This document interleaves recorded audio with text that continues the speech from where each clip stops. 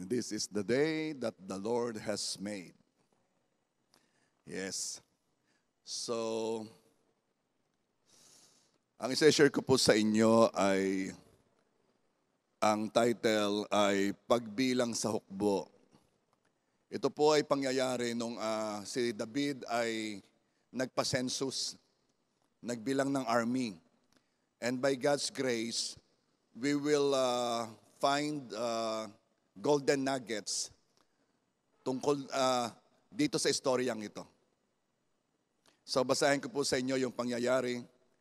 1 Chronicles chapter 21 verses 1 to 3. Si Satanas ay tumayo laban sa Israel at inudyukan si David na bilangin ang sambayan ng Israel. Kaya't sinabi ni David kay Joab at sa mga leaders sa pinuno ng hukbo, humayo kayo. Bilangin ninyo ang Israel mula sa Beersheba hanggang sa Dan. Dalhin ninyo ako ng ulat upang malaman ko ang bilang nila.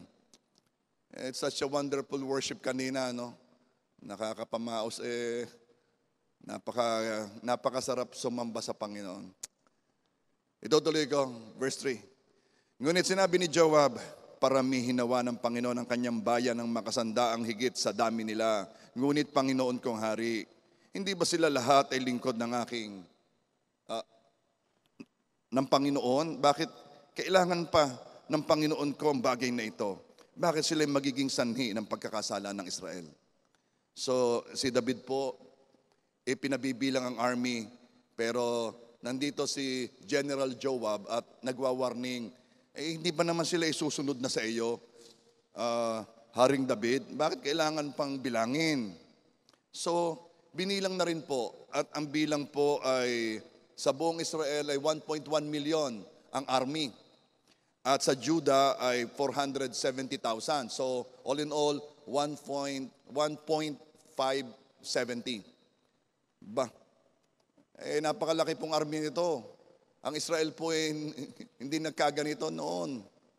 So ituloy po natin ang pagbabasa. 1 Chronicles 21 verse 7. Subalit, hindi kinalugdan ng Diyos ang bagay na ito, kaya't sinaktan ang Israel. Verse 8. Sinabi ni David sa Diyos, ako'y nagkasala ng mabigat sa paggawa ko ng bagay na ito. Ngunit ngayon, hinihiling ko sa iyo, pawiin mo ang kasamaan ng iyong lingkod sapagkat nakagawa ako ng malaking kahangalan. Verse 9 and 10. Ang Panginoon ay nagsalita kay God na propeta ni David, humayo ka at sabihin mo kay David na itong sinasabi ng Panginoon. Inaalok kita ng 3 bagay. Pumili ka ng isa sa mga ito upang iyon ang gagawin ko sa iyo. Actually, yung 3 bagay na iyon ay lahat ay sumpa. Pero mamaya ko babasahin yon. Tayo muna kumuha ng aral, ng message dito sa pangyayaring ito. Una, let's check our motives. Let's check our motives. Dito po kasi, kung inyong maalala doon sa first verse, inudyo ni Satanas si David na bilangin ng Israel. Merong temptation. Ano po ba naman ang masama sa pagkuha ng census? Ano ba naman ang masama sa pagbilang ng mga tao? Hindi nga masama yon. Pero kita ng Diyos ang motivation ni David. Lumilipat na po ang pagtitiwala ni David. Dati, kay David, ang Diyos ang kanyang shield, ang sanggalang. Ang Diyos ang deliverer, ang tagapagbigay ng tagumpay, ang tagapagtanggol. Dati, ang Diyos ang kanyang inaasahan. Ngayon, lumilipat na sa bilang ng dami ng army. Mahalaga po ang motibo sa ating mga ginagawa. Huwag po ninyong babasta-bastahin yan. Ayaw ng Diyos na basta gumawa lang ng tama. Gusto ng Diyos ay gawin ang tama sa tamang dahilan. Hindi yung, basta rin gagawin ko ng tama. No, kailangan tama rin yung yung motibo mo sa paggawa niyan. Ako po'y naniniwala na we are into storing rewards in heaven. Tayo gumagawa ng mabubuting gawa, ang purpose natin ay makapag-ipon tayo ng gantimpala sa langit. Pero wag po ninyong kakalimutan, pwede pong masunog yung mga gantimpalang yon kapag ang motibo natin hindi tama. Kaya mahalaga ito. Motibo po ang magpapasya kung ang ginawa ay gagantimpalaan o masusunog lang. Basahin ko po sa inyo ang Matthew 6 verse 1. Mag-ingat kayo na huwag ninyong gawin ang inyong kabanalan sa harap ng mga tao upang makita nila. Sapagkat kung gayon, wala kayong gantimpala mula sa inyong Ama na nasa langit. So anong inyong nakita dito sa verse na to? Mag-ingat kayo na huwag niyong gawin ang inyong kabanalan sa harap ng mga tao upang makita nila, sapagkat kung gayon, wala kayong gantimpala mula sa inyong Ama na nasa langit. Ang una mong makikita dito, therefore may gantimpala nga pala. May gantimpala nga, ay dahil sabi mawawala eh. At ang padalwa, yon, pwedeng mawala ang gantimpala. So let's make sure that in whatever we do, we are expressing love to God and not to impress others. Ano man ang ginagawa natin, let it be an expression of our love.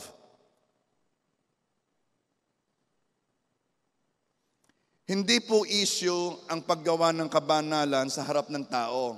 Baka kasi maging extreme ka naman, ay talaga namang sobra na ang tago mo sa iyong sarili, nagwo-worship ka, ayaw mo makita ng mga tao, talagang pupunta ka doon sa kalikod-likodan na nagdadrums para hindi ka makita. Hindi yun ang ibig sabihin. Ang ibig sabihin dito ay huwag ninyong gawin ang inyong kabanalan sa harap ng mga tao upang makita nila. Again, pupunta tayo sa motive. It doesn't matter kung makita ka. Huwag mo lang gawin yung isang bagay upang makita ka. Ang motive ang issue. At kailan ito nawawala? Matthew 6:16. At kapag kayo'y nag-aayuno or nagfa-fasting, huwag kayong mukhang mapanglaw tulad ng mga mapagkunwari. Ito yung kultura nun eh. Sapagkat pinasasama nila ang kanilang muka upang ipakita sa mga tao ang kanilang pag-aayuno. Katotohanan sinasabi ko sa inyo, tinanggap na nila ang kanilang gantimpala. Kasi noon, pag nag-aayuno talaga, pinapakita talaga nila sila. Kaya pag tayo nagfa-fasting, hindi masasaya pa rin. Hindi yung, ako'y fasting ngayon. Hindi ganun. At nawawala daw ang gantimpala kasi tinanggap na nila dito. Kapag gusto mo nang i-enjoy ang gantimpala ngayon, mawawala ang gantimpala mo sa langit. Kapag gusto mo nang luwalhati galing sa tao, mawawala ang luwalhati galing sa Diyos. Ito po ang mas masakit. Itong taong ito, pinakita niya sa mga taong kanyang pag-aayuno. And it does not matter kung mapuri man siya ng mga tao o hindi. It does not matter kung mapansin man siya o hindi. The mere fact na ginawa niya for the purpose na makita siya ng tao na wala na ang reward. Sayang Yung bang nagpapapansin, pero hindi naman napansin, still nawala ang reward. Sana napansin na lang para kahit papaano sa lupa napalakpakan. Pero hindi na nga napansin na wala pang reward because it is the matter of the heart. Yung motibo ang mahalaga. Whatever we do it unto the Lord, period. Let it be our guide. Let it be our guide in whatever we do, sa pagtulong, sa paggawa ng mabuti, na whatever we do it unto the Lord. Hindi na kailangan may makaalam, hindi na kailangan ipagsabi, hindi na kailangan ma-very good. We do it as an expression of our love to God. Kung ikaw ay mayroong ginagawa sa ministry, you do it as an expression of your love. Not for the palakpak ng tao. Pastor, kapag ba ako'y nagtanim at marami nakakita, mawawala bang reward ko? No. Pero pag kahit isa lang ang nakakita at nagtanim ka para makita niya, then nawala ang reward mo. Bakit? Kaya ka naman nagtatanim talaga para magkaroon ng ani. Yun talaga ang purpose noon. So, kung yun ay ginawa mo, para doon sa purpose na yon, okay lang yon. Pero pag ginawa mo yon para makita ka, nasayang. Sa pagtulong, let it come from a compassionate heart. Kung ikaw po'y maghahanap ng motibo, isa lang ang iyong hanapin. Ginagawa mo isang bagay dahil may pag-ibig ka sa taong yon. Hanapin mo yung motibong yon. Huwag naman gagawa lang ikaw just for the sake na kasi in-announce sa pulpit Kasi sinabihan ako ng cell leader ko No, find the love in your heart para pag ginawa mo yon, you want to do it because there's love there. May pag-ibig doon. Let it come from a compassionate heart that wants to please the Lord.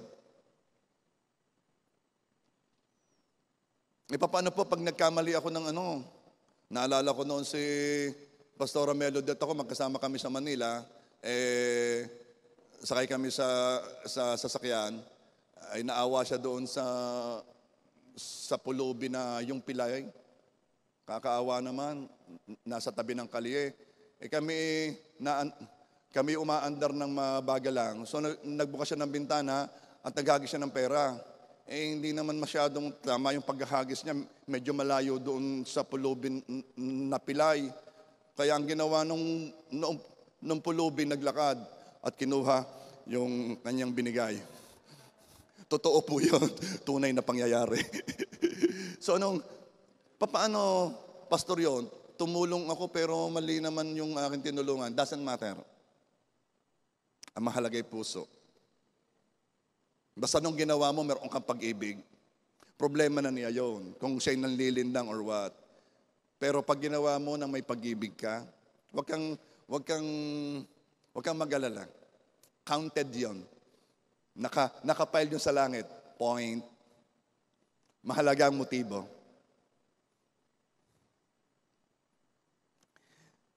Pastor, alam mo, we do it from a compassionate heart that wants to please the Lord.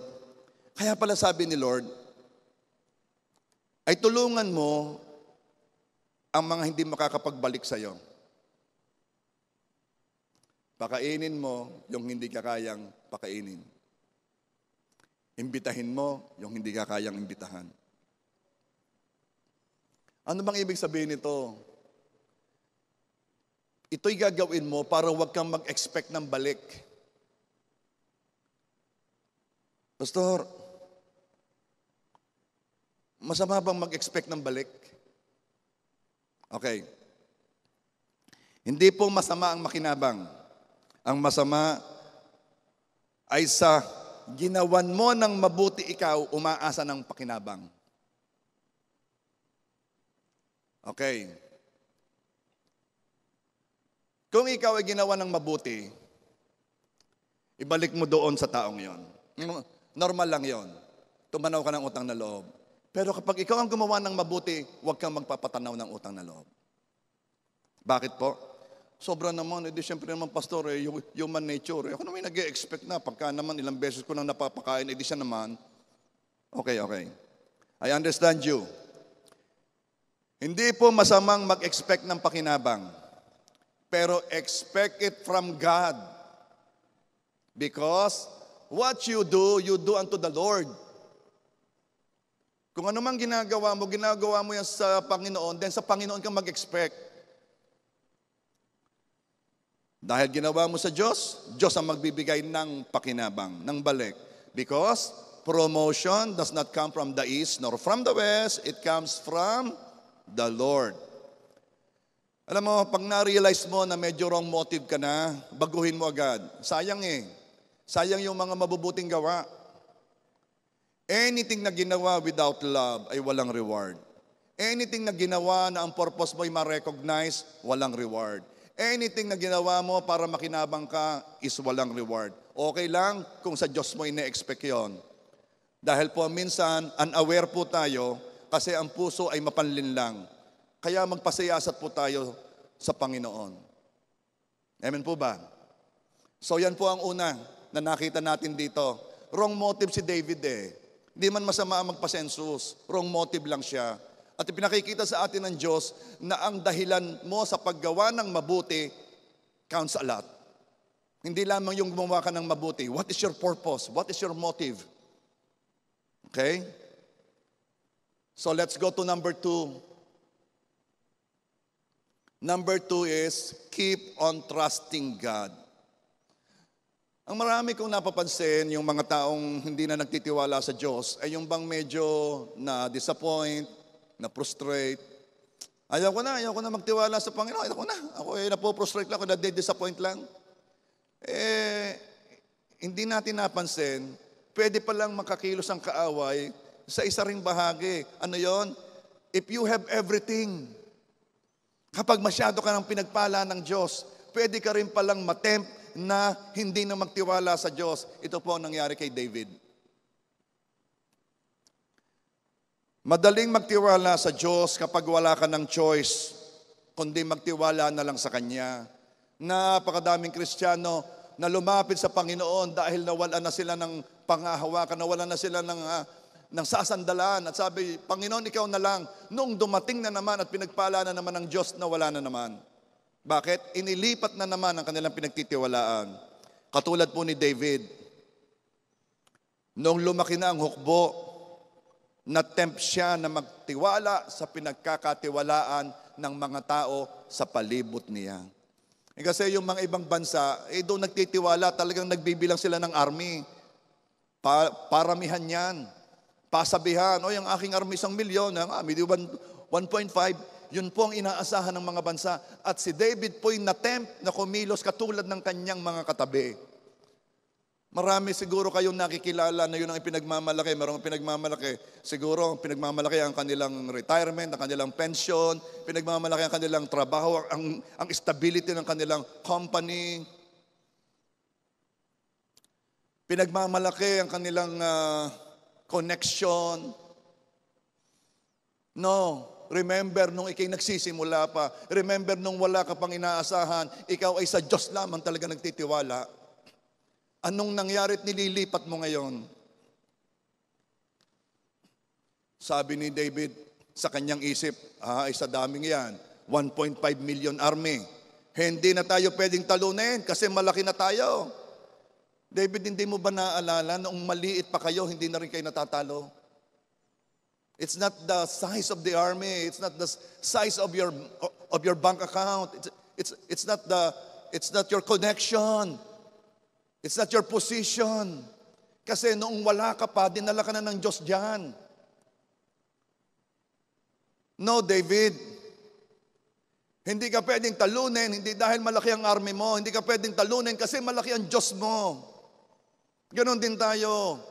Hindi kayo maiigupo ng pandemic, hindi dahil sa marami kayong ipon. Hindi kayo maiigupo ng pandemic dahil sa kayo ay well-connected o magandang inyong company. No. Hindi ka maiigupo ng pandemic kasi malaki ang Diyos mo kaysa pandemic. Mag-ingat po tayo na maisahan ni Satan. Hindi po mapipigilan ng pandemic ni Satanas ang magandang plano ng Diyos sa atin. Bakit? Napakaliit ng pandemic kumpara sa ating Diyos. Hindi mapipigilan ng mga sitwasyon ang mga nakahanda ng Diyos sa ating magagandang bagay. Hindi mapipigilan na kahit sino mang nagsara, tumigil, hindi mapipigilan. Bakit? Dahil ang ating Diyos hindi nagsasara, ang ating Diyos hindi tumitigil, dire-diretso siya. Mag-ingat po tayo na maisahan ni Satan na mailipat ang pagtitiwala natin sa iba. Mag-ingat. Nung kaharap ni David ang leon, ang kaya lang niyang magawa ay magtiwala sa Diyos. Noong kaharap ni David si Goliath, ang kaya lang niyang gawin ay magtiwala sa Diyos. Nung hinahabol siya ni Haring Saul dahil siya papatayin, ang kaya lang niyang gawin ay magtiwala sa Diyos. Nung nakikipaglaban siya sa mga Filisteo, kunti lang ang kanyang mga tauhan, ang kaya lang gawin ni David ay magtiwala sa Diyos. Pero nung dumami na ang army ni David, nung dumami na ang hukbo ni David, anong nangyari? Natukso si David na magtiwala sa army sa halip na sa Diyos. Huwag po niyong hayaang maisahan kayo. Kahit sino man kung ano mang tibay ng pader niyan, huwag mong sasandalan yan. Marami ng pader ang gumuho. Iisa lamang ang hindi guguho. Ang ating Diyos na walang simula at walang katapusan, mananatili laging nandoon. Jeremiah 17 verse 5, sumpain ang tao na nagtitiwala sa tao at ginagawa ang kalakasan ng laman at ang puso ay lumalayo sa Diyos. Sumpain siya. Sakit nito ha. Hindi hindi yung, hayaan mo na lamang yung mga taong sa mga taong nagtitiwala. Hindi Sumpain ang mga taong nagtitiwala sa tao. Kaya if ever, kung ikaw na nakikinig ngayon, somehow alam mo na meron kang taong pinagtitiwalaan, come on, ibalik mo sa Diyos because merong sumpa diyan. Huwag kang magtitiwala sa iyong boss. Hindi siya ang nagpapasya ng promotion mo. Hindi siya nagpapasya ng kaligayahan mo, ng fulfillment mo. Huwag kang magtitiwala kung sino man tao, kahit pa yung magulang mong nagmamahal sa iyo. Bakit may sumpa yan? Magtitiwala ka lamang sa Diyos, ang iyong unang magulang bago ka pa nagkaroon ng magulang. Dahil siya ang lumikha sa iyo, ipinanganak ka lang ng magulang mo. Huwag magtitiwala sa kakayahan mo kahit pa nasa iyo ng lahat ang pwedeng asahan. Magpapakasaya na sana si David. Nakita niya, wow, 1.1 million nakubo sa Israel. 450,000 or 400,000 sa Judah. Dami nito Magpapakasaya na sana si David sa nalaman niya ang dami ng army. Pero sa halip na saya, ito'y naging lungkot. Bakit? Dumating si Propeta Gad, GAD, at pinamili si David ng 3 option. Yung sabi ko sa inyo na sabi ni God, mamili ka sa 3 ito. Bakit? Hindi nagustuhan ng Diyos ang ginawa mo Bakit hindi nagustuhan? Dati sa Diyos ka umaasa, ngayon sa army na. Pili dito. At ito po ang options na binigay. 1 Chronicles 21 verse 11 and 12. Kaya't pumunta si God kay David at sinabi sa kanya, ganito ang sabi ng Panginoon, mamili ka. Verse 12, 3 taong taggutom. Ano mo? Ayaw ko niyan. O 3 buwang pananalanta ng iyong mga kaaway. Tatalunin kami ng mga kaaway.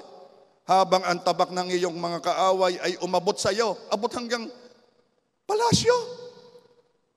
Ayaw ko rin yan. Ito naman. 3 araw ng tabak ng Panginoon, salot sa lupain, at ang anghel ng Panginoon ay mamumuksa sa lahat ng nasasakupan ng Israel. Ngayon, isipin mo kung anong sagot ang ibabalik ko sa kanya na nagsugo sa akin. Grabe naman, nagpasensus lang. 3 ang options na kanyang pagpipilian. Alam mo ba ang matindi doon sa binigay na choices na yon? Lahat iyon ay babawasan ang inaasahan ni David.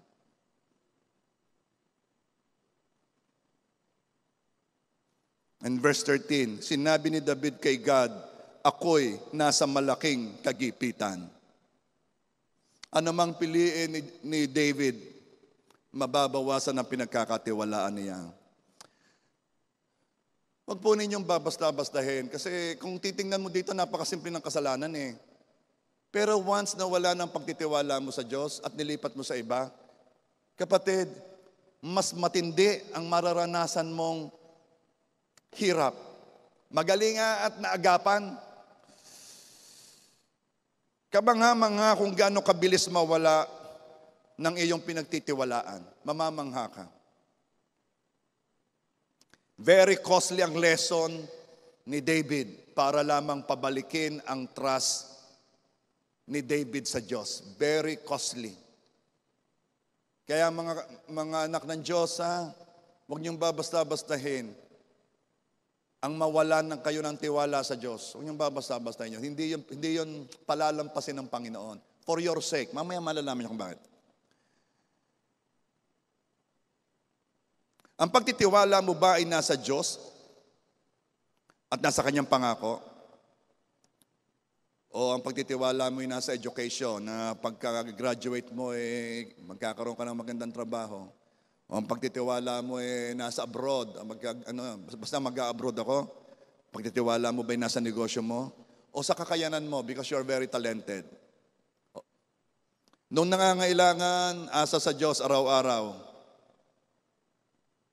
At nakitang ang Diyos ay tapat. Noong meron na, iba na ang pinagtitiwalaan.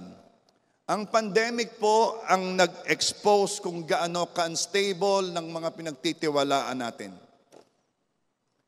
Never in my mind na pumasok na dadating ang time hindi pwedeng mag-church service. Noong unang walang pandemic, lahat ay ginawa na natin para makapag-invite.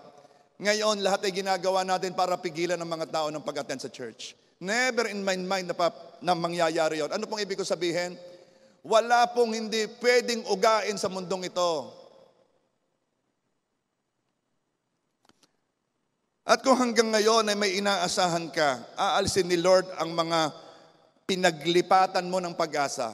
Kaya ngayon sa pandemic, I pray ang una nating matutuhan ay talagang sa Diyos lang tayo asang-asa. Sa Diyos lang tayo nagtitiwala. Let it be yun ang pinakamatinding lesson natin.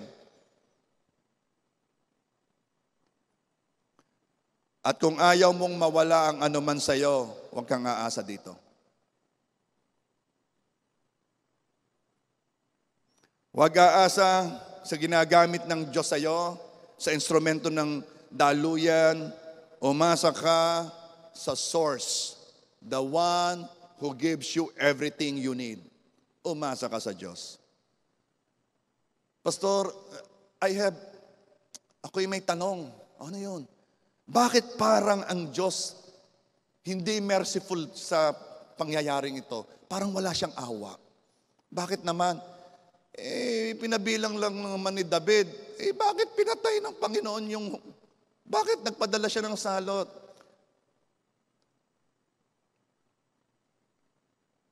Kasi po doon sa babasahin ko sa inyo yung huling verse, hindi ko agad na isulat no?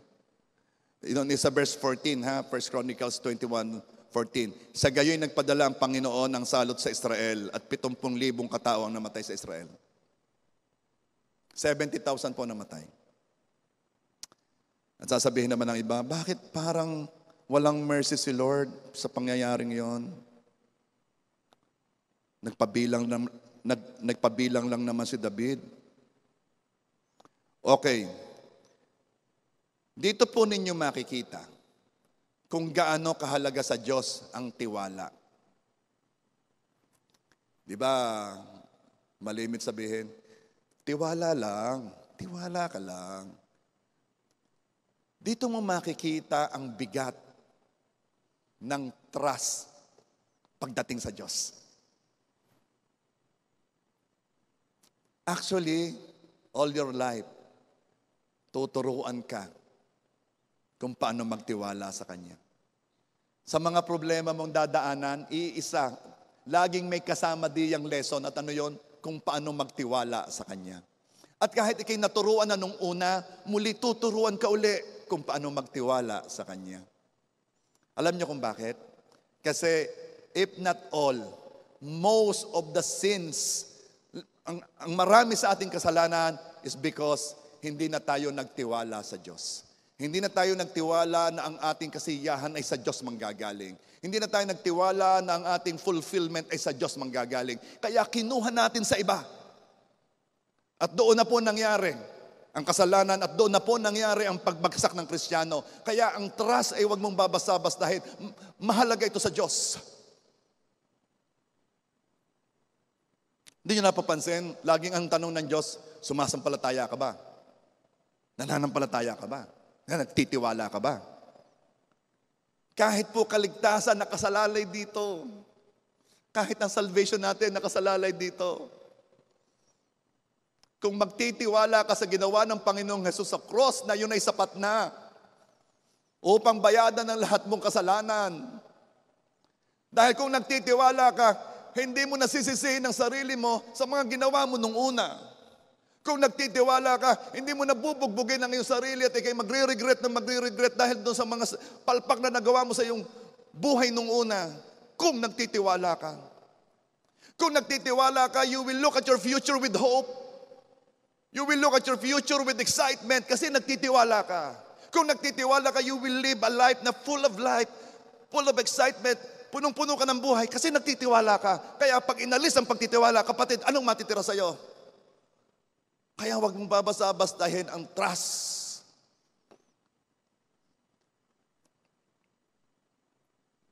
At saka, may warning naman kay David. May warning sa kanya. Nangusap ang Diyos sa pamamagitan ni General Joab. Sinabi, Panginoon, huwag mo nang gawin yan. Yan namang mga isusunod sa iyo, hindi mo na kailangan bilangin. Hindi naman nakinig si David. Alam mo anong nakita mo dito? Kailangan natin ng mga kaibigan na magsasabi sa atin ng totoo pag mali tayo. Mahirap kapag ang nakapalibot sa atin ay fans. Mahirap kapag ang lahat na nakapalibot sa atin ay cheerers. Kailangan din naman natin ng mga taong magpapakita in a very nice way. Ha? In a very nice way.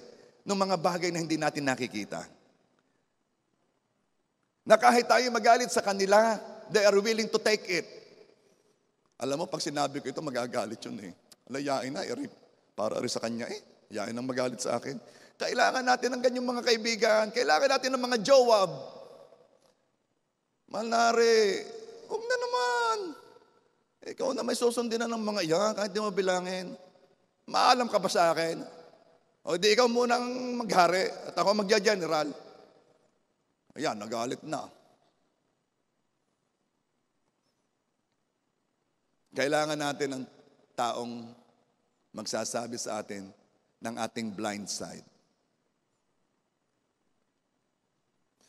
Hindi lang po si Joab ang sinabihang magbilang, kundi lahat ng mga pinuno. Pero si Joab lang po ang nagpayo. Kaya, it's a good thing that you are surrounded by encouragers.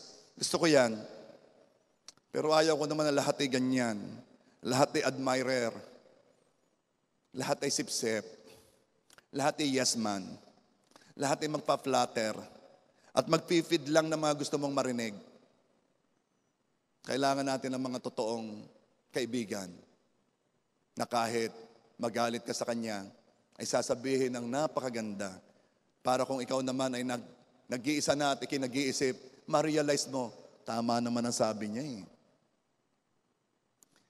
Naalala ba niyo yung kwento noong haring walang damit? Naalala ko eh. Parang ganito yun eh. Parang siya po ay paparada, ay nagpagawa siya ng damit na maganda. Ay itong mga napili niyang gagawa ng damit ay hindi pa naman nakakagawa. Nako, di magagalit. Magagalit ang hari. Baka sila maparusahan. Ang ginawa, nagkunwari. Nagkunwaring sila'y nananahip, pero wala naman. At sabi, o nasaan na? Mahal na rin, ito malapit na matapos eh. Nasaan? Ito mahal na rin, ang ganda-ganda eh. Alam mo, nakakakita nito, yung talagang mga royalty, yung talagang mayroong taste na maganda. Yung talagang, di sabi ng hari, ay maganda nga. Ay wala naman. Tahi-tahi sila. Ay heto na ngayon, gagamitin na, paparada na. Nagpunta lang ang hari, o nasaan ang damit ko? Ay wala naman eh. Ito na lang ho, nilalagyan na lang ng botones. Oh, tapos na po. Di ba ang ganda, mahal na hari? Ang makakakita lang nito talaga, yung mga matuwid. Yung talagang mga, sabi ng hari, ay maganda nga. At sinuot na. Talaga namang, yan mahal na hari, tama-tama ang fit sa'yo. Alam mo mahal na hari, yung damit na yan, ikaw lang ang meron. Napakaganda, pinaghirapan namin yan. Ang makakakita lang yan, yung mga tao na talagang ibang klase. Ang makaka-appreciate lang yan, yung mataas ang level ng taste niya. At ito na nga po, pumarada ng hari, suot yung kanyang damit, ay wala naman. Ay di ang mga tao ngayon hindi makaimik. Sulong, di magsalita ka doon. Ay ba't naka-shorts? Baka mapatay. Hanggang sa May mga bata nagsalita, ay bakit hubad? Bakit hubad ang hari? At saka lang na-realize ng hari, wala siyang suot nga. Kailangan natin ng mga bata na magsasabi ng totoo. Alam mo mga bata, hindi natatakot yan eh. Kaya nakakatuwa ang mga bata eh. Pag yan ang nagsabi, totoo yan. Kaya sabi ng aking apo, pogi, pogi, lolo. Pogi, pogi, lolo. Basta bata ang nagsabi totoo. So, hindi lang po si Joab ha, ang sinabihan. 1 Chronicles 21 verse 3. Ngunit sinabi ni Joab, paramihin nawa ng Panginoon ang kanyang bayan ng makasandaang higit sa dami nila. Ngunit Panginoon, kung hari, di ba sila'y lahat ay lingkod ng aking Panginoon? Bakit kailangan pa ng Panginoon ko ang bagay na ito? Bakit siya'y magiging sanhi ng pagkakasala ng Israel? At saka, kung ang iyong iniisip, para namang hindi merciful si Lord dito, sobra naman, 70,000 tao ang pinatay dahil doon. May panahon pa po para magtanong sa Diyos si David. Matagal din bago nakabalik si Joab. May time si David mag-reflect, magtanong sa Diyos, magtanong sa kanyang mga advisors kung tama bang ginagawa niya. Siyasatin ang kanyang sarili, ang kanyang konsensya. Pero wala walang admission of guilt eh. Mapera lang noong nagka-problema na. Saka lang, oo nga, mali nga ako. At saka, alam po ni David ang kahalagahan ng pagtitiwala. Alam niya yan, hindi naman siya ignorant dito. Kasi siyang sumulat ng Psalms 20 verse 7, o siyang nagsabi, o baka nabasa niya ha, ipinagmamalaki ng ilan ang mga karuwahe at ang iba ang mga kabayo, ngunit ipinagmamalaki namin ang pangalan ng Panginoon namin Diyos. Alam niya kung sino dapat ay pagmalaki. Ang mismong sinabi niya, siyang lumubag. Siyang lumalabag. Pero ito po, maawain ng Diyos. Paano nga po naging maawain doon? 70,000 po ang namatay. Maawain ng Diyos. Dahil kung nanatili si David sa ganong tayo ng puso, baka maubos lahat ang kanyang army. Magaling at pipitumpo. 1.5 million yon. Kung si David ay hindi na niya nakita ang kapangitan ng kanyang motibo sa pamamagitan ng consequences na yon at siya'y nagpatuloy, nako, baka hindi 70,000 namatay. Baka buong army niya ay naubos. Kaya we should not judge wag mong husgahan ang mga pasya ng Diyos. Una, hindi tayo Diyos. Hindi natin alam lahat.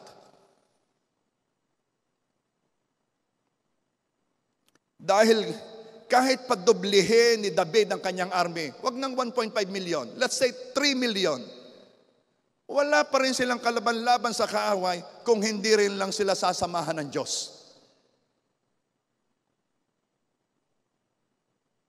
Kahit panong dami mong pera, kahit panong dami ng galing mo, kahit panong taas ng edukasyon mo, kung hindi ka rin sasamahan ng Diyos. Ako'y nagkasal kahapon eh. Nag-concentrate ako dun sa word na favor eh. Sabi ko, nung hawak ko na yung aras, maraming masipag, maraming magagaling, maraming marurunong. Hindi man masama yun. Pero ang gusto kong i-deklara, gusto kong sabihin sa inyo ay pabor ng Diyos ang inyong kailangan. So many people are so talented, so napakasisipag, pero may kulang eh. Ano yun? Kulang yung advantage na nanggagaling pag ikay pinaboran. At yun ang dineclare ko doon sa ikinasal ko, ang pabor ng Diyos habang aking hawak yung aras at ibinibigay sa kanila.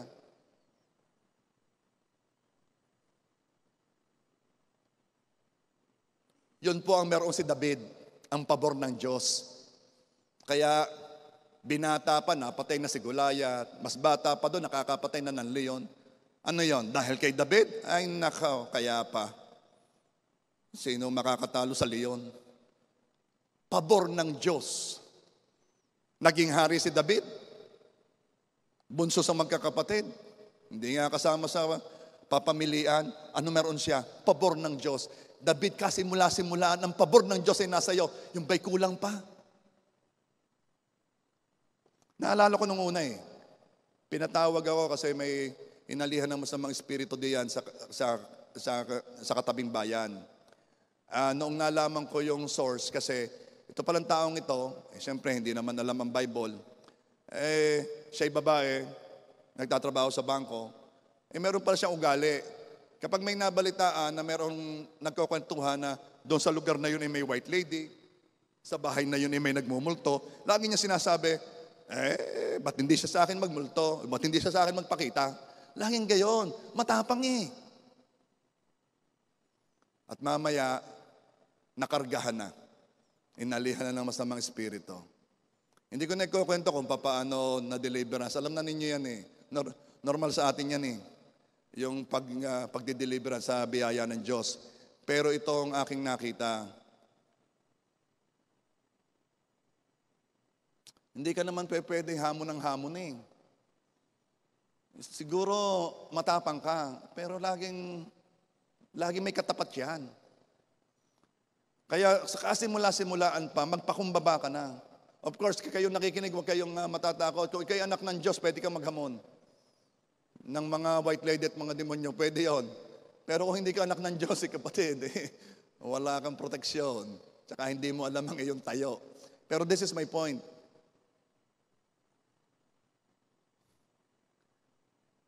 Huwag mong akalain na dahil kung ano meron ka, pagpalagay ng ikaw ang pinakamatapang sa inyo, ay wala nang papatol sa iyo. Meron ka lang, posisyon mo lang yan, tayo mo lang yan, kasi pinaburan ka for whatever reason.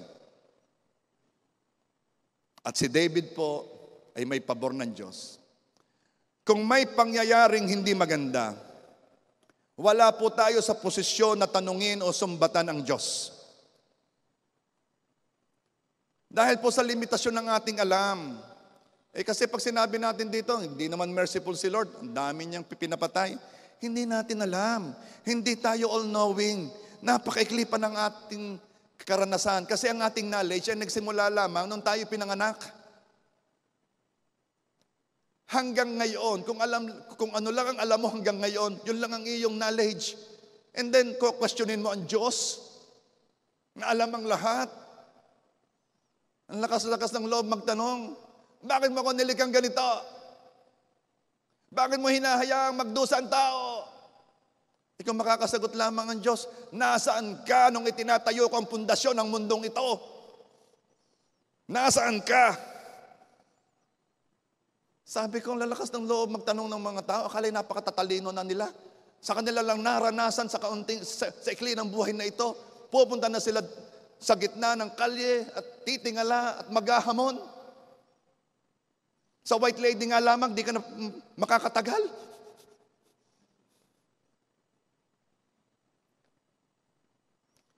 Nagsimula lamang ang alam mo nung pinanganak ka hanggang ngayon. Hindi mo alam ang panahon ni Lolo at hindi mo alam ang magaganap bukas. At sa katatayuan iyon, ang lakas ng loob ng mga taong litisin ng Diyos. Ilagay ang Diyos sa upuan at siya isakdal at litisin. Nasaan ka? Nasaan ka noong sakay sina Miles Monroe sa eroplano at bumagsak ang eroplano? Nasaan ka? Nasaan ka noong si Mayor Johnny Villanueva ay mahirap ng trabaho na mimigay ng mga tulong sa Bukawi, Bulacan at nagkaroon lamang ng kaunting infection at namatay? Nasaan ka? Alam mo sasabihin ng Diyos, naroon pa rin ako sa tayo, sa aking tayo. Nung binabato si Stephen, nandun pa rin ako. Nandun ako noong nagiging martir ang mga apostol at ang mga disipulo. Nandun ako, nakaupo ako sa trono at hindi ako umaalis doon. Alam ng Diyos ang ginagawa niya. At kung may dinadaanan man tayo ditong suffering o pagdurusa, kapatid, at hindi mo yan maunawaan, ito na lamang ang gagawin mo, magtiwala ka kasi wala kang ibang pagtitiwalaan. Kanino ka magtitiwala? Sa presidente? Sa gobyerno? Sa school? Sa kumpanya mo? Sa tao? Lahat sila ang alam, kakaunti. Go. Keep on trusting God.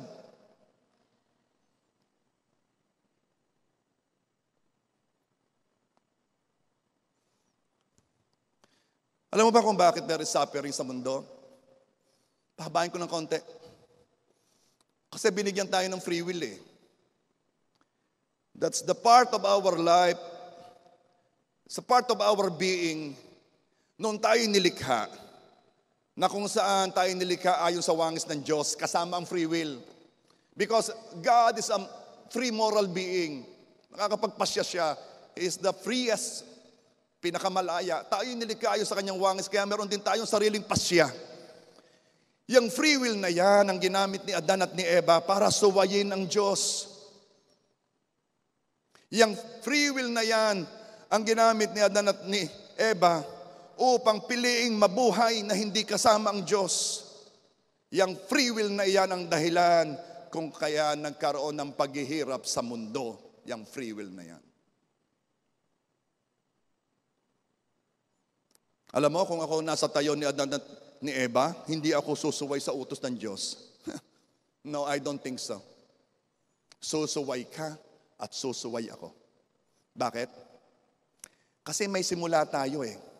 Hindi tayo all-knowing. Oo nga at inutos sa atin, pero hindi naman talaga natin experientially alam. Hindi natin nararanasan. Ang tukso ng ahas will be very enticing. Kasi di pa natin nararanasan kung paano mabuhay nang wala ang Diyos. Dahil dito sa mundo with suffering, dahil naranasan natin, kahit dumating tayo sa eternity, mankind ay hindi na magpapasya muli na lumayo sa Diyos. Hindi na. Kasi naranasan natin eh. Alam nating mabuhay sa mundong sinumpa. Eva and Adan, hindi nila ito alam. Bago sila magkasala. Tayo alam natin. Kaya pagdating natin sa eternity, we will not do what Adam and Eve did.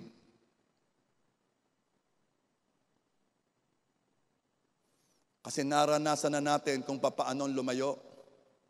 Kung ano ang ibig sabihin ng pagkinain ng bungay mamamatay. Alam natin ang ibig sabihin ng the wages of sin is death. And with that knowledge, pagdating natin sa eternity, Panginoon, I will never be away from you. Why? Because kahit po doon, meron pa rin tayong free will. And that free will we will use to decide, God, salamat dahil kasama mo na kami and we will never leave you. We are using our free will. Pastor, sana inalis na lang ang free will para hindi nagkasala ang tao. Then, pag inalis mo ang free will, we won't be able to love. Bakit? Kasi yung pag-ibig, nagagawa mo lamang yan kapag may choice ka. Hindi naman pwedeng halimbawa, nag-iisa ang babae sa mundo, tapos sasabihin mo sa kanya, ikaw lang ang mahal ko. Wala kang choice eh. Free will is the thing that makes us able to love.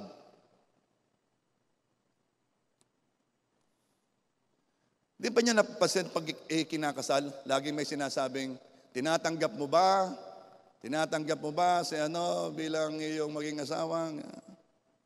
Opo, that's free will.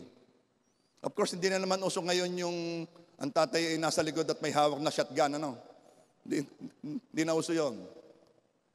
At anong sunod? Akala mo masaya na si pastor doon? O sige nga, nag-oo ka. Sabihin mo nga ngayon ang pangako mo. Aba, hindi pa nasiyahan, sasabihin pa. At heto na yung mga ikakasal. Dahil kukunin ng cellphone, babasahin. Simula nang makita kita. Yan ang mga mahabang sasabihin. At kahuli-hulihan, ikay mamahalin ko. Tayo sabay manonood ng Netflix. Gayon, di ba? Hindi pa natapos doon tinanong na, nag-oo na, nagsabihan na ng vows. Dala nga ang singseng. Isuot mo. Bakit? Yan ang nagpapatunay at magpapaalala sa iyo ng sinumpaan mo. Opo. Free will. Everything is free will. Pag inalis ang free will, there is no love. Robot tayo. Kaya huwag mo sasabihin, sana inalis nila ang free will para walang kasalanan. Then walang love. And what is living without love? What is life without love? God Himself is love. At lagi ko sinasabi, He chose to love us. He chose to love us. Alam mo bang pwede niyang piliing hindi tayo mahalin? But He chose to love us in such a way na napakatindi. Pag-ibig na hindi naranasan ng mga anghel. Pag-ibig, gayon na lamang ang pag-ibig ng Diyos sa sanlibutan na ibinigay niyang kaisa-isahan niyang anak upang kung sino man ang manampalataya sa Kanya, hindi na mamatay kundi magkaroon ng buhay na walang hanggan. Noong pong ibinigay ang Kanyang anak, hindi naman basta ibinigay hinayaan ng Diyos na mamatay at bayadan ng kasalanan ng mga nilikha. Hindi ito naranasan ng mga anghel. God chose to love us. Kaya pag sinabi mo, pwede ba kasi ng free will? I don't want a love. I don't want a life like that. Actually, marami pong tanong ay masasagot mo pa lang pagdating sa eternity. Or baka hindi na. Yung mga tanong mo ngayon, masasagot pagdating sa langit, pero pwedeng hindi na rin masagot. But here is a thing. Listen. God is not obligated to answer your question. He is not obligated to explain Himself to anyone why He is doing what He is doing. Hindi niya obligasyon magpaliwanag sa kanyang nilalang. So you have wala kang karapatang tanungin ang lumikha sa iyo.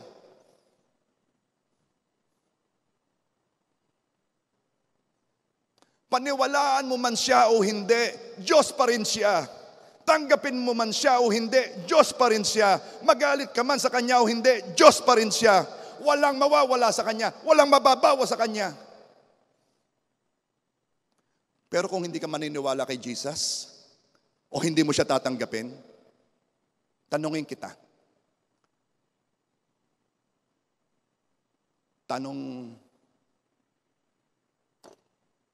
Paano kung siya'y totoo?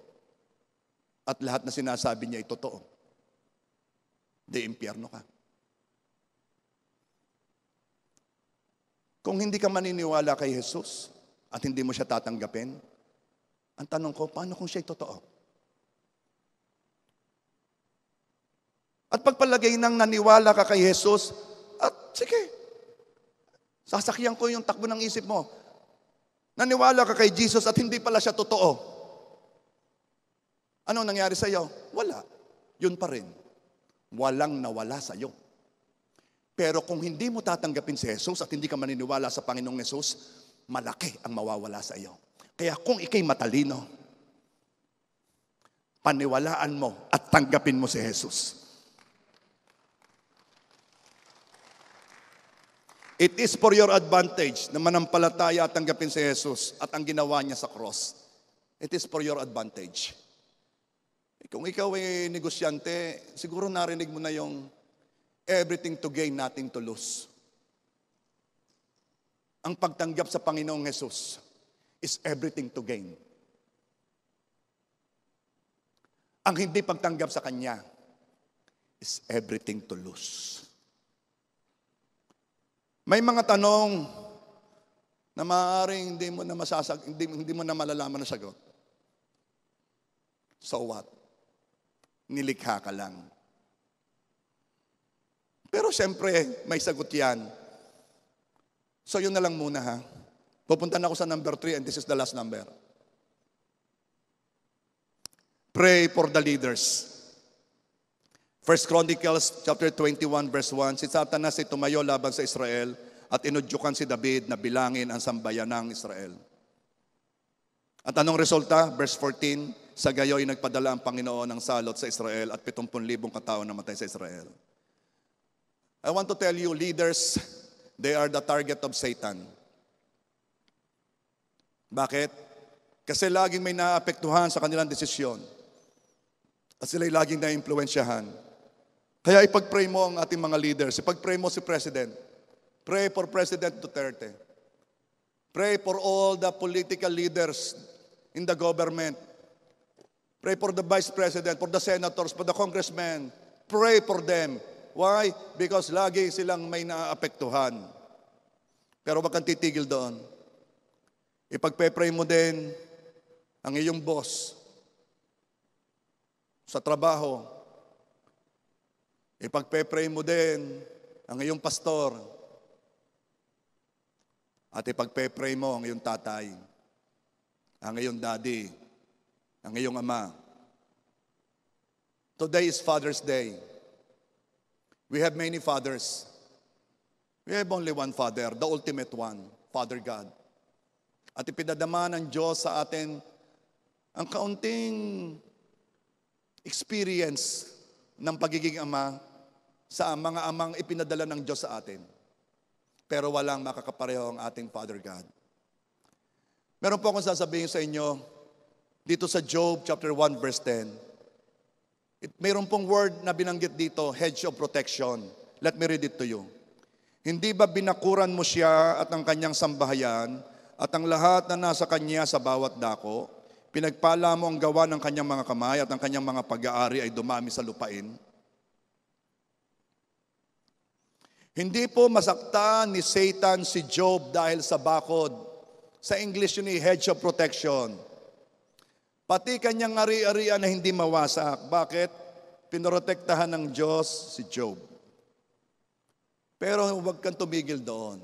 Dahil ang sabi doon, hindi ba binakuran mo siya at ang kanyang sambahayan?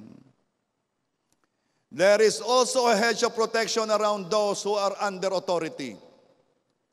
Dahil sa bakod ng Diyos kay Job, pati anak niya ay hindi masaktan ng kaaway. Now, ito ang aking point. Yang iyong ama ay pinili ng Diyos upang mamuno sa iyong pamilya, sa inyong family. And God is a God of order. He honors authority. Kahit pa nga yan ibad authority eh. Ang iyong ama, ang iyong daddy, ang iyong papa, ang iyong tatay ay hindi lang physical leader but also the spiritual leader. Kaya pag ang parents ay nanalangin sa mga anak, may covering yan. Kaya mga ama, bless your children always. Bless them. Patungan mo ng kamay, I bless you. At kayo naman mga anak, covet those blessings. Dahil po sa prayer covering ng parents, kahit minsan palpak na ang ginagawa ng anak, walang consequences o kung may consequences man ay kokonti. Because there is a limiting force sa covering. Noon pong si Moses ay nananalangin para sa Israel, ang Diyos gusto nang magpababa ng sumpa sa Israel kasi ay napaka-stiff-neck, napaka-stubborn, napaka-idolater. Hindi makapasok ang sumpa, hindi makapasok. Why? Because here's Moses covering Israel. At kung meron mang papasok, limitado, there is a limiting force. I am just talking about authority. At ang gusto kong bigyan ng diin ng authority ng father sa pamilya. Christian fathers, come on, pray for your children always. Pray for your family. Kasi ikaw ang pinili ng Diyos na maging leader ng pamilya. Ikaw ang priest, pastor, prophet of the family.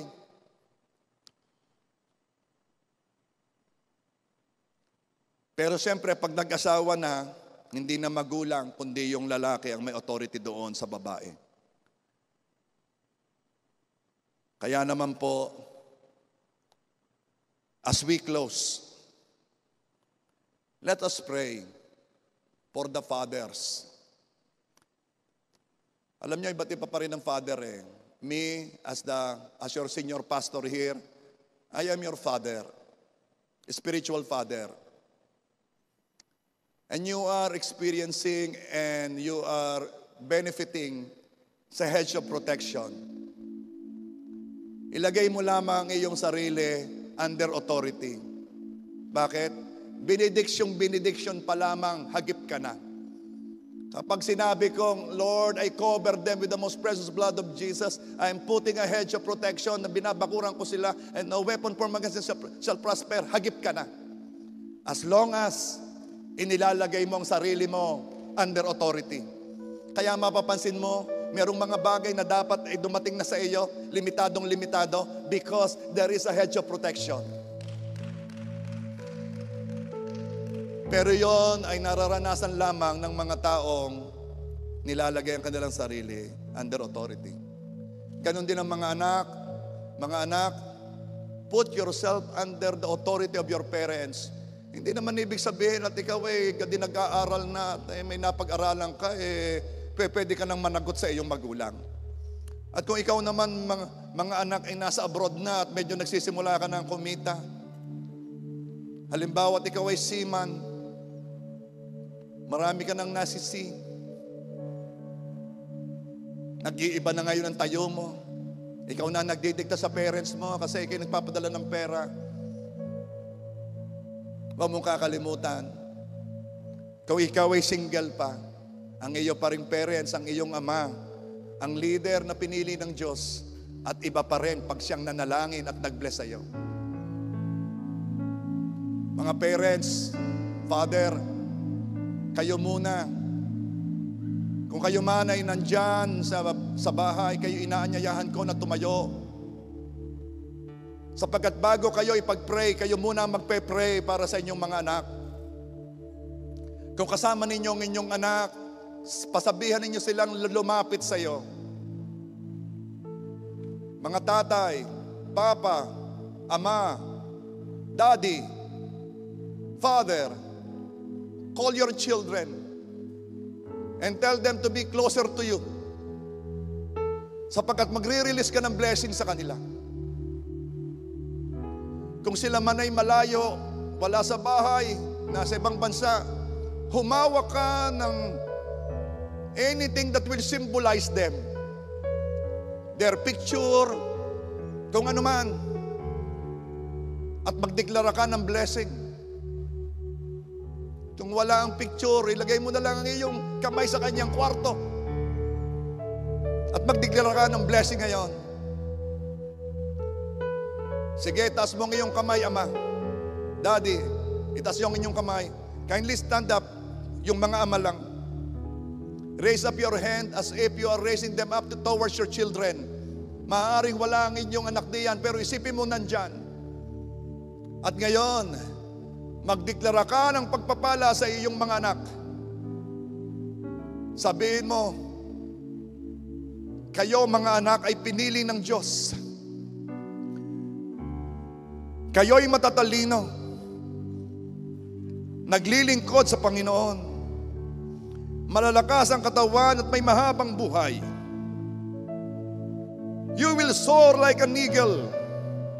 You will reach heights. Mga tayong hindi ko naabot ay maaabot ninyo. You will be surrounded by God's favor. And God's protection will always be upon you.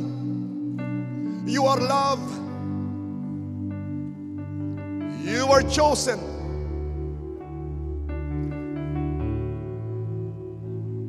The blessing of the Lord is overflowing in your life. You are receiving favor from God and from men. And children, everything your hands touch, God will prosper. You will be protected in your going and in your coming. For truly, you are children of God, pag-aari ng Diyos, may tatak ng banal na Espiritu, at mananatiling tapat sa Diyos hanggang wakas. Declare that to your children. Declare that to your children. Mga anak, kayo'y maglilingkod sa Panginoon. Kayo'y sasamba sa Panginoon. At hindi kayo mapapalayo sa Diyos. Sa halip, kayo'y mag-aakay ng maraming taong mapalapit sa Panginoon. this I declare in Jesus' name. At ngayon mga ama, manatili kayo nakatayo kahit kayo nasa tahanan, because we will pray for you. Father God, we lift up to you the fathers, ang mga ama, mga tatay, mga daddy. Oh Lord God, give them grace, Lord God, para magawa ang tayo na binigay mo sa aming lahat bilang ama. Bigyan mo kami ng biyaya upang maipakita namin ang iyong nature as a father to them, upang magkaroon sila ng magandang ehemplo. Oh Father God, we lift up to you the fathers. Lord, it is their desire to provide for their families. Kaya Panginoon, bigyan mo sila ng biyayang makapaghanap buhay at hanap buhay na maayos at maganda. Hindi lang sapat para sa kanila, kundi lumalabis upang sumagana sa mabubuting gawa. Oh Lord God, kung merong mga amang napalayo sa kanilang pamilya, restore them, Panginoon. Restore them to their families. At kung may mga ama naman, Panginoong, naliligaw ng landas, convict them. Convict them, Lord God, and let them experience your holiness. Oh, thank you, Father God. Now, everyone in the home, please stand up.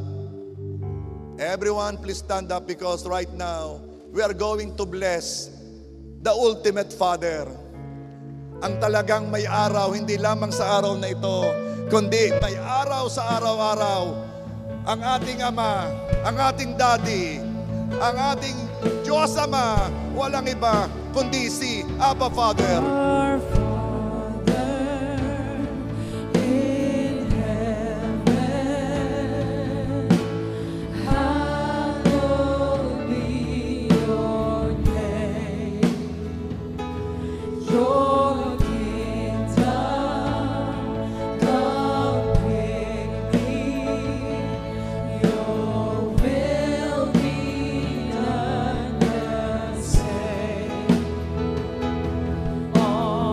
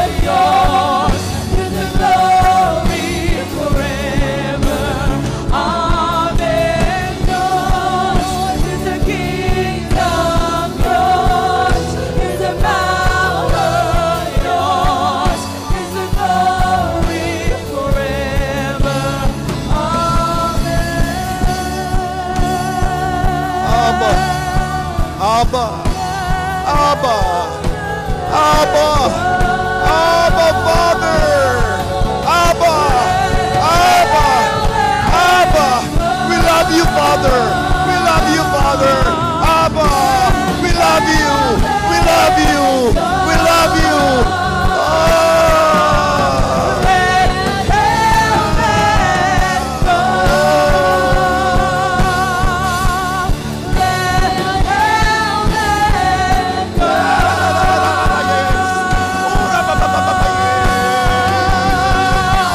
Yours is the kingdom. Yours is the power. Yours is the glory forever.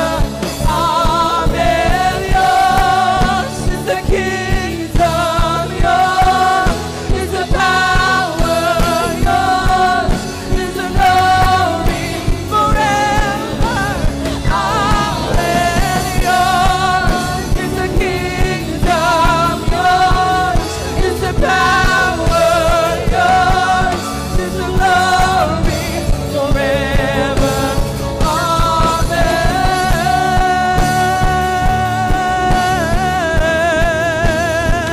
Oh, forever. Amen.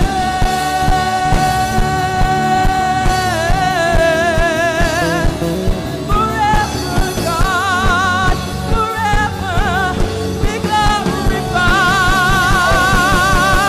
Yours is the kingdom, yours is the power. Forever, amen. Yours is the kingdom, yours is the power, yours is the glory forever. Amen. Let heaven come. Oh, let heaven come.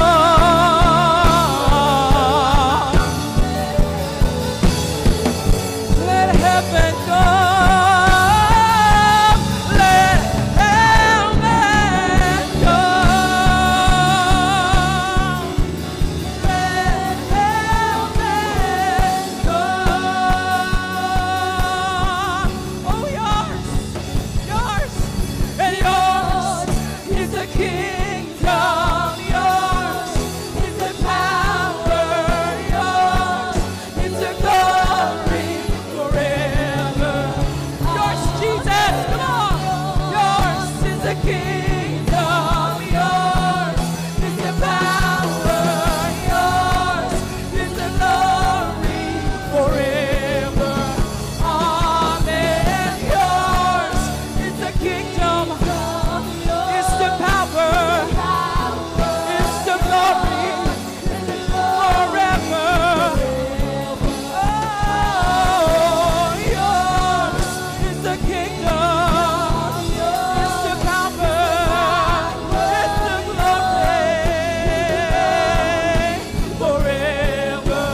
Amen. Yours is the kingdom. Yours is the power.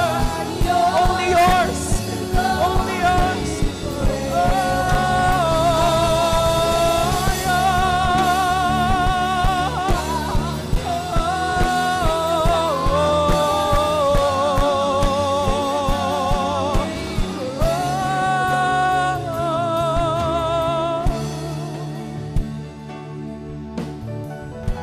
Abba. Abba, Father. Abba. You are our King. You are our Master. You are our Lord. You are our God. You are our Father. Abba, we love you. In Jesus' name we pray.